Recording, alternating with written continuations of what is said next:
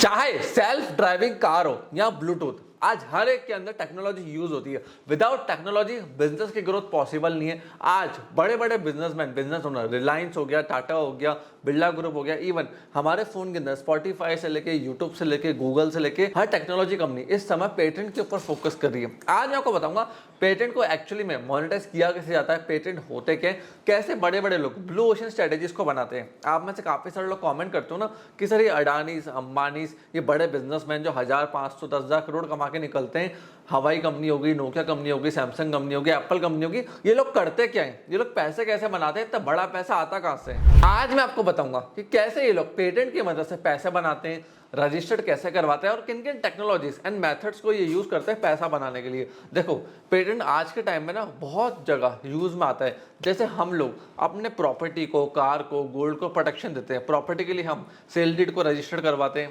Car हो गया उसको भी रजिस्टर्ड कराते हैं, गोल्ड को हम तिजोरी में रखते हैं। तो ये बड़े बड़े लोग अपने पेटेंट को, टेक्नोलॉजी को, इन्वेंशन को सिक्योर रखते हैं जिससे दूसरा आदमी इसको यूज ना कर पाए। आज की वीडियो में आपसे बात करूंगा पेटेंट क्या होता है, इन्वेंशन को प्रोटेक्ट कैसे किया जाए, इसके फायदे क्या होते हैं और पैसे कैसे बनाने हैं, मोनेटाइज कैसे करना है, लाइसेंस पे दिया कैसे जाता है। तो बहुत इंपॉर्टेंट एंड बहुत अच्छी वीडियो है, पूरा एंड तक देख के जाना। देखो, WIPO world intellectual property organization जो IP को देखता है, पूरी दुनिया भर के देश की हर चीज को देखता है, मेंटेन करता है। उन्होंने रूल्स एंड रेगुलेशन बनाए हैं। इंडिया के अंदर जो IP बॉडी है उसको ministry of commerce and industry के अंदर आते हैं, वो लोग इसको देखते हैं। And ministry of electronics and information technology, इसके अंदर हमारा पूरा IP डिपार्टमेंट आता है जहाँ पे पेटेंट भी आता है। तो वहाँ पे पेटेंट्स को रेगुलेट किया जाता है। और गवर्नमेंट हिंदुस्तान में पेटेंट का राइट 15 ईयर्स के लिए देती है। 5 ईयर्स के लिए एक्स्ट्रा फीस हमको जमा करानी पड़ती है। टोटल प्रोटेक्शन हमें 20 ईयर्स के लिए मिलता है। उसके बाद वो पेटेंट पब्लिक डोमेन में चले जाता है, फिर कोई भी उसको यूज कर सकते हैं। अब पेटेंट के बेनिफिट्स क्या हैं, क्यों आपको 50-60 हज़ार रुपए खर्च करके पेटेंट को रजिस्टर कराना चाहिए। देखिए, पहला चीज होती है एक्सक्लूसिव राइट, दूसरा होता है कंपटीशन को रिड्यूस करना, मतलब ब्लू ओशन। अगर मेरा एक्सक्लूसिव राइट है, इसको मैं यूज कर सकता हूँ, मार्केट को पता है, तो मैं ऑलरेडी एक ब्लू ओशन क्रिएट कर चुका हूँ कि भैया मैंने को डिस्कवर करा, अब मैं इसको यूज कर रहा हूँ। कॉम्पिटिशन चाह कर भी पैसा नहीं लगा सकता, क्यों, राइट मेरे पास है। तो ब्लू ओशन हो गया। अब ब्लू ओशन है, मेरा कंपटीशन एंट्री नहीं लेगा, कस्टमर को जरूरत है तो मेरे पास प्रॉफिट मार्जिन का एडवांटेज हो गए कि भैया मैं माल 1000 का दूंगा, कोई कंपटीशन तो है ही नहीं, कॉस्टिंग मेरे भले ही 10 रुपये हो, तो 990 रुपए का मुनाफा कमा गया। अब देखिए, पेटेंट अगर मेरे पास है ना और वो ब्लू ओशन के अंदर है, मतलब एक्सक्लूसिव राइट मेरे पास है, डाइल्यूशन के अंदर नहीं है, और वो टेक्नोलॉजी की मार्केट में डिमांड अच्छी है, तो मैं मन चाहे पैसा कमा सकता हूँ इसके अंदर। तो सबसे पहला फायदा ये होता है कि एक्सक्लूसिव राइट मिल जाते हैं, फिर उसके बाद ब्लू ओशन क्रिएट हो जाता है और मैं ईजिली उसको पैसा बना सकता हूँ। आज मुझे लग रहा है ब्लू ओशन है, कंपटीशन आजू बाजू आ नहीं सकता है, 20 साल तक मेरे राइट है। अब मैं सोच रहा हूँ कि यार बनाने की मेहनत, बेचने की मेहनत क्यों करूँ, 10 रुपए का माल बनता है, 1000 रुपए में इजीली बिक रहा है। एक काम करता हूँ, किसी के पास जाता हूँ, उससे टाई अप कर लेता हूँ, उसको बोलता हूँ तू बना, तू बेच, मेरे को 500 रुपए पर सेल्स दे जाना। 1000 रुपए की सेल करेगा, 500 रुपए मेरे को दे देना, घर बैठे बैठे मेरे को 500 रुपए आएंगे। अब आप सोच रहे होंगे ऐसा कौन करता है, ऐसा एप्पल करता है। एप्पल ट्रेडमार्क, डिजाइन, कॉपीराइट सब कुछ ले लेता है, बट वो एशिया में प्रोडक्शन नहीं करते हैं। एशिया के अंदर क्या कर रखा है उन्होंने, चाइना में पहले जाते थे, अब इंडिया में आ गए टाटा के साथ। साउथ के अंदर क्या करते थे कि चाइना वालों को बोलते थे तुम बनाओ, तुम बेचो, सब कुछ तुम करो, 1.5 लाख का फोन बिकेगा, हमें रॉयल्टी वॉयल्टी सब दे जाना। 70,000 रुपए तक एप्पल एक फोन की रॉयल्टी लेता था अमेरिका में बैठा बैठा, कि हिंदुस्तान में या चाइना में बैठे बैठे तुम बनाओ, बेचो, तुम सब कुछ, सारा काम तुम करो, फैक्ट्री तुम चलाओ, लेबर की दिक्कत तुम्हारी, सारी हेडेक टैक्सेशन से लेकर सब तुम्हारी। हमको बस 70,000 रुपए की रॉयल्टी देना हमारा OS यूज करने के लिए और हमारे राइट्स, डिजाइन, ट्रेडमार्क को यूज करने के लिए। 70,000 रुपए पर फोन बहुत बड़ी बात है। किसी को इतना मार्जिन नहीं बचता था जितना एप्पल को बचता था, इसलिए तो एप्पल के पास इतने कैश के रिजर्व थे जितने US गवर्नमेंट के पास नहीं थे। तो हायर प्रॉफिट मार्जिन होते हैं। आप किसी को भी सू कर सकते हो कि भैया तूने मेरा कॉपी करा है, पेटेंट ला 100 करोड़, अगर तू उससे 200 करोड़ कमा रहा था ना, आप क्लेम डाल दो उस पर 100 करोड़ का कि भैया तूने इसको यूज कैसे करा, चलाया कैसे, डैमेजेस के और पैसे मांग लो उससे। तो किसी को भी इजीली आप सू कर सकते हो, लीगल नोटिस भेज सकते हो, उस पर केस फाइल कर सकते हो। अब ये लोग ऑपरेट कैसे करते हैं, पैसा कैसे बनाते हैं, देखो इन लोगों के पास क्या होता है, पूरी R&D लैब्स होती है जहाँ पे एम्प्लॉय से साइन भी कराते हैं। तो हमारे जॉब में रहते हुए R&D कर रहे हो, रिसर्च कर रहे हो, ये सारी चीजें हम तुम्हें बता रहे हैं, तो ये बाहर लीक नहीं होनी चाहिए। और बड़े बड़े लोगों ने बहुत अच्छी रिसर्च करी है, जैसे कृष्णा tax.com। अब इसको एक्वायर करा था एक कंपनी ने, US की कंपनी थी, और wordpress.com को भी इसी कंपनी ने एक्वायर करा था। इन्होंने क्या करा, अच्छे अच्छे कंपनीज ने जो इनोवेशन करी है उनको ये एक्वायर करते थे, text.com एक ऐसी ऑनलाइन मैसेजिंग ऐप है जहाँ पे iMessage, Slack, WhatsApp, Instagram, Telegram, Messenger, LinkedIn, X, इन सब के मैसेजेस को आप एक जगह रीड कर सकते हो। अब जिस बंदे किशन ने इस टेक्नोलॉजी को इन्वेंट करा था, इसका पेटेंट लिया था, उसने $50 मिलियन चार्ज करे थे फॉर ट्रांसफरिंग पेटेंट, मतलब हिंदुस्तानी रुपीज़ में 416 करोड़ रुपए बहुत होते हैं। अगर मेरे जेब में आज के टाइम में 400 करोड़ भी है ना, मैं इजीली अपनी लाइफ जी सकता हूँ। 400 करोड़ सोचो, एक बंदे को सिर्फ एक टेक्नोलॉजी का पेटेंट देने के लिए मिले, उसको मोनेटाइज करने के लिए नहीं। और इवन एप्पल भी ये करता है। एप्पल के आईफोन हो गए, मैक हो गए, आईपैड हो गए, एप्पल वॉच हो गए, इन सब में ARM कंपनी के डिज़ाइन यूज़ होते हैं। अब ARM कंपनी ने अपना लाइसेंस दे रखा है एप्पल को कि इनोवेशन हमने करी, सब कुछ हमने करा, तुम अपने आईपैड में लगाओ, मैकबुक में लगाओ, जहाँ लगाना लगाओ। ARM ने वन टाइम R&D करा, उसका पेटेंट लिया, अब एप्पल को लीज पे दे दिया। अब एप्पल को भी ये ना कि मैं इंजीनियर लाऊंगा, साइंटिस्ट लाऊंगा, R&D कराऊंगा, डिस्कवर करूंगा, मेरे को बहुत टाइम लग जाएगा, प्लस पेटेंट ये ले चुका, मेरा कोई फायदा नहीं है, इससे अच्छा लाइसेंस पे ले लेता हूँ। एक फ़ोन कंपनी हुआई, उसके पास इस समय 1 लाख से ज़्यादा पेटेंट्स रजिस्टर्ड हैं। 5G टेक्नोलॉजीज़ के, वाईफाई के, ऑडियो के, वीडियो के अंदर बहुत सारे पेटेंट्स उन्होंने ले रखे हैं। इवन बहुत सारे कंपनीज को उन्होंने लाइसेंस के ऊपर भी दे रखे हैं, जैसे एरिक्सन हो गया, ओप्पो हो गए, उनको उन्होंने लाइसेंस के ऊपर अपने पेटेंट दे रखे हैं, जिनसे काफ़ी रेवेन्यू उनको जनरेट होता है। और 2022 में इन्होंने ओप्पो के साथ क्रॉस लाइसेंसिंग एग्रीमेंट किया था। उसके अंदर क्या होता है, ये लोग कहते हैं सामने वाले को, तुम हमारा ये वाला पेटेंट यूज़ करो और हम तुम्हारा ये वाला पेटेंट यूज़ करेंगे, तो हम तुम्हें एक पेटेंट दे रहे हैं, तुम तुम्हारा एक पेटेंट हमें दो। इसका रीज़न बताता हूँ क्या होता है। मैंने आपको मेरा पेटेंट दिया, आपने मुझे 1000 करोड़ दिए, ठीक है। अब उस पर लग जाएगा रॉयल्टी टैक्स। अलग अलग देशों में अलग अलग होता है, कहीं 40% होता है, कहीं 50% होता है, कहीं 30% होता है।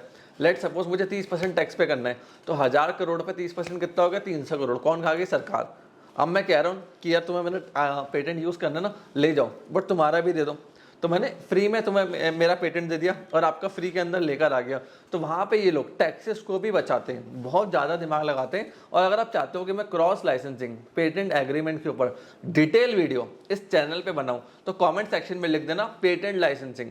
मैं डेफिनेटली उसके ऊपर, इस चैनल के ऊपर वीडियो लेकर आऊँगा और बहुत डिटेल के अंदर आपको एक्सप्लेन करूँगा कि क्रॉस लाइसेंसिंग वर्क कैसे करती है, IP राइट्स कैसे वर्क करते हैं, एग्रीमेंट में क्या क्या पॉइंट्स आते हैं, प्लस टैक्सेशन कैसे बचता है। अब आपको नए मार्केट में जाना, एक्सपेंशन करना है, भैया टेक्नोलॉजी चाहिए, पेटेंट चाहिए। सबसे अच्छा काम है दूसरे के पेटेंट एक्वायर कर लो या खुद के R&D उसको पकड़ा दो। जैसे कॉलकॉम के पास इस समय 3G, 4G, 5G इन टेक्नोलॉजीज के पेटेंट है, जो काफ़ी सारे कंपनीज जैसे मैन्युफैक्चरिंग करती है उनको वो दे देते हैं, सब पेटेंट कर देते हैं कि तुम बनाओ, तुम यूज़ करो, हमें रॉयल्टी चाहिए। अब जैसे नोकिया की मैं बात करूँ, आपको शायद पता नहीं होगा, आज अपन जो सैमसंग, एप्पल ये सब फ़ोन यूज़ करते हैं ना, जो फ़ोन के अंदर डिवाइसेस लगते हैं 5G के, उसका पेटेंट नोकिया के पास है। मतलब नोकिया तो खुद बेच नहीं रहा आज के टाइम में हिंदुस्तान में। आप देख लेना, अभी भी जिस फोन में वीडियो देख रहे होंगे, रेयर चांसेस है कि आपके हाथ में पेटेंट नोकिया का फोन हो। जनरली ये सैमसंग होगा, वीवो होगा या एप्पल होगा। लेकिन नोकिया आज भी $1.5 बिलियन का रेवेन्यू सिर्फ वो 5G टेक्नोलॉजी से कर रहा है, जो वो फोनों में लाइसेंस के ऊपर दूसरों को दे रहा है।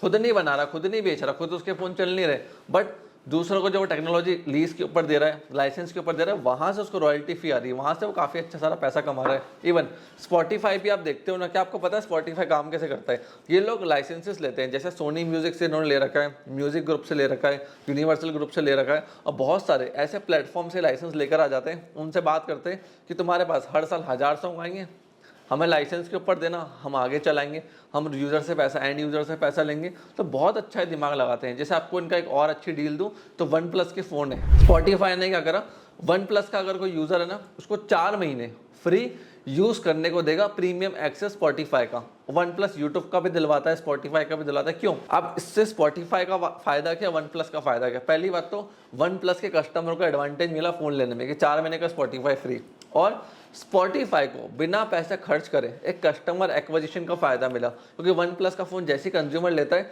OnePlus उसको ब्लिंक करता है कि स्पॉटिफाई का आप लॉगिन कर लो, 4 महीने का फ्री है। तो एक स्पॉटिफाई को यूज़र मिल जाता है और OnePlus को कस्टमर के लिए बेनिफिट मिल गया। तो ऐसे क्रॉस एडवांटेजेस करके ये लोग ब्रांड को बड़ा करते हैं, कॉम्पिटिटिव एडवांटेज में मदद मिलती है, R&D मदद करती है। जैसे फोर्ड ने हाइब्रिड टेक्नोलॉजी एंड टोयोटा से लाइसेंस किए हैं। जैसे फोर्ड ने क्या कहा कि आप प्रोडक्ट बनाओ, आप हर चीज़ करो, रिसर्च करो और मुझे दे दो लाइसेंस के ऊपर, मैं आगे अच्छी कारें बना के बेचूंगा। तो काफ़ी सारे टोयोटा के पेटेंट्स इस समय फोर्ड यूज़ कर रहा है। बड़ी बड़ी कंपनीज को लगता है ना कि यार आगे हमारा स्कोप नहीं है, काम नहीं है, पेटेंट बेच देते हैं। जैसे ब्लैकबेरी की बात करूं तो उनकी हालत बीच में ठीक नहीं थी, अब बेचे क्या, तो उनके पास 32,000 पेटेंट एप्लीकेशन थी, उनमें से कुछ रजिस्टर्ड थे, कुछ फाइल थे, सारे उन्होंने सेल कर दिए $900 मिलियन में, जो कि बहुत अच्छी डील होती है। देखो फ्रेंड्स, एक चीज़ समझो, पेटेंट भी आपकी एक प्रॉपर्टी होती है जिसको आप बेच के अच्छा पैसा बना सकते हो। और इवन नोकिया भी आज के टाइम में, आपको बताया ना मैंने, 5G टेक्नोलॉजी को लाइसेंस के ऊपर दे रहा है। Apple, Samsung, Oppo, Vivo, honour, बड़ी बड़ी कंपनीज को लाइसेंस के ऊपर दे दिया कि टेक्नोलॉजी मैंने डिस्कवर करी, R&D हमने कर लिया, हमारे पास टीम थी, आप लोग बेचो, आप मेरा यूज़ करो, लाइसेंस मेरे को फीस दे जाना। और ये करते करते उन्होंने ना $1.5 बिलियन के आसपास इजीली पैसा कमा लिया। देखो फ्रेंड्स, आप भी आज के टाइम में अच्छे से कमा सकते हो, बस R&D स्ट्रॉन्ग होनी चाहिए और पेटेंट आपका फाइल होना चाहिए। आपको रिसेंटली बताऊं तो डॉली बाय लैबोरेटरीज ने 430 मिलियन देकर GE एरोस्पेस की 500 पेटेंट एप्लीकेशंस को एक्वायर कर लिया। उनमें से कुछ रजिस्टर्ड थे, कुछ अपोज थे और कुछ एप्लीकेशन थी। मतलब $429 मिलियन एक बहुत अच्छा खासा अमाउंट होता है जिस डील में ये पूरा एक्विजिशन हुआ है। और कुछ कंपनीज एंड कुछ लोग तो ऐसे हैं जो मार्केट के अंदर जाते हैं, ढूंढते हैं कि स्ट्रगलिंग कंपनीज कौन सी है जिनका काम अच्छा नहीं चल रहा, सेल्स रेवेन्यू बेकार है, बट उनके पेटेंट, उनकी टेक्नोलॉजी बहुत स्ट्रांग है, उसको ये लोग कोड़ियों के दाम में खरीदते हैं। जैसे ट्रायोलॉजी सॉफ्टवेयर, ये लोगों ने क्या करा, अभी कुछ पेटेंट्स को एक्वायर करा बहुत सस्ते में, स्ट्रगलिंग कंपनीज के पोर्टफोलियो को देखा, उनको स्टडी करा कि भैया 1000 करोड़ की कंपनी है बट सेल नहीं है, कुछ नहीं है, एम्प्लॉयमेंट नहीं है, मैन पावर नहीं है, 200 करोड़ में हम एक्वायर कर सकते हैं। तो उनके सारे IP राइट्स को, ब्रांड वैल्यू को, ट्रेडमार्क को, पेटेंट्स को खरीद लेते हैं 200-300 करोड़ में। फिर उनकी वैल्यूएशंस को बढ़ाते हैं, अच्छी मैन पावर लगाते हैं, थोड़ा अच्छी कंपनी से टाई अप करते हैं, फिर लेटर ऑन उसी कंपनी को 2000 करोड़ की बना के बेच देते हैं। ये बहुत चलता है मार्केट के अंदर कि अंडर वैल्यू सॉफ्टवेयर को खरीदो, टेक्नोलॉजी खरीदो, उनको थोड़ा डेवलप करो, उन पर थोड़ा पैसे लगाओ और मार्केट के अंदर उसको 10 गुना प्राइस के ऊपर बेच दो। जैसे मित्तल करता है, मित्तल क्या करता है, स्टील की जितनी फैक्ट्रीज होती है जो 10 रुपए की है उसको 1 रुपए में एक्वायर करेगा जब वो प्रॉब्लम में चल रही है, उस पर अच्छी लीडरशिप डाल देगा, मैन पावर डाल देगा, सेल्स लगा देगा, फिर जब उनके टर्नओवर बढ़ जाएंगे उसको बेच देगा, फिर नई कंपनी खरीदेगा, वापस उसको ग्रो करेगा, फिर बेच देगा। तो ये काफ़ी ज़्यादा मार्केट के अंदर प्रैक्टिस चलती है कि बड़े बड़े कंपनीज, इन्वेस्टर्स ऐसे पेटेंट्स को खरीदना चाहते हैं जो इस समय स्ट्रगलिंग फेस में है। इवन रिलायंस भी इस समय यही कर रहा है, अडानी अंबानी क्या प्लान कर रहे हैं, या बिरला ग्रुप, आप ही देखोगे ना इनके पैटर्न्स को। जैसे आपको बताऊं सबसे बड़ा रीसेंट एग्जांपल, बिग बाजार, पेंटालूम्स, आपने ब्रांड का नाम सुना होगा, इसको आदित्य बिरला ने खरीदा। क्यों खरीदा? पेंटालूम्स एक बहुत अच्छी ब्रांड थी, बहुत प्रॉफिटेबल थी, बट जब बिग बाजार के फाउंडर थे ना, उन पे कर्जा चल रहा था। अब कर्जे के चक्कर में क्या हुआ, उनको बेचनी पड़ गई कि भैया इस पे कर्जा बहुत ज़्यादा है, मेरे पास पैसे नहीं है। तो आ गया उस समय आदित्य बिरला ग्रुप की भैया लाओ लाओ, हमें दो, हम 1600 करोड़ आपको देके इस पूरी ब्रांड को खरीदेंगे। पेंटालूम्स से जो 10,000 करोड़ की ब्रांड थी 1600 करोड़ में बिक गई। क्यों? उसके मालिक के ऊपर कर्जा चल रहा था, उसको आज के आज कैश चाहिए था, अर्जेंट कैश की नीड थी, और जब अर्जेंट कैश की नीड होती है तब बैंक भी लोन देने नहीं आता है, और उस समय प्रॉपर्टी के भाव भी अच्छे नहीं मिलते हैं। तो इसीलिए बड़े बड़े मार्केट के प्लेयर्स है ना, फोकस रखते हैं कि कौन समस्या में चल रहा है, किसकी लाइफ में, बिजनेस में प्रॉब्लम चल रही है, उस ब्रांड को एक्वायर कर लो। लेटर ऑन उसके रेवेन्यूज बढ़ा के, प्रॉफिटेबल करके, स्केल अप करके हम बड़ा अमाउंट मार्केट से उठा लेंगे। सो फ्रेंड्स, अगर आपको ये केस स्टडी अच्छी लगी पेटेंट लाइसेंसिंग के ऊपर कि कैसे बड़ी brands Nokia, Oppo, Vivo, Reliance retail, Tata, Birla, ये सब कैसे पैसा बना रहे हैं, कैसे सेलिंग करते हैं, कैसे पेटेंट्स को बेचते हैं, कैसे इनोवेशन करते हैं, R&D में पैसा लगाते हैं, और कैसे मार्केट पूरा ऑपरेट करता है, तो कमेंट सेक्शन में डेफिनेटली आप कमेंट ड्रॉप करना, आप यस भी लिख सकते हो। तो मैं आगे जाके इस चैनल के ऊपर ऐसी और केस स्टडीज लेकर आऊँगा। अगर आपको ये वीडियो पसंद आई तो वीडियो को लाइक कीजिए। मेरे से कनेक्ट होना है, आप इस नंबर के ऊपर व्हाट्सएप कर सकते हैं, मेरे से आप इंस्टाग्राम पे कनेक्ट हो सकते हैं, मेरे से आप लिंक्डइन पे कनेक्ट हो सकते हैं। ये मेरे दोनों सोशल मीडिया प्रोफाइल है जहाँ पे मैं सबसे ज़्यादा एक्टिव रहता हूँ। आपने इस वीडियो को यहाँ तक देखा, हम लोगों ने सपोर्ट दिया, उसके लिए धन्यवाद।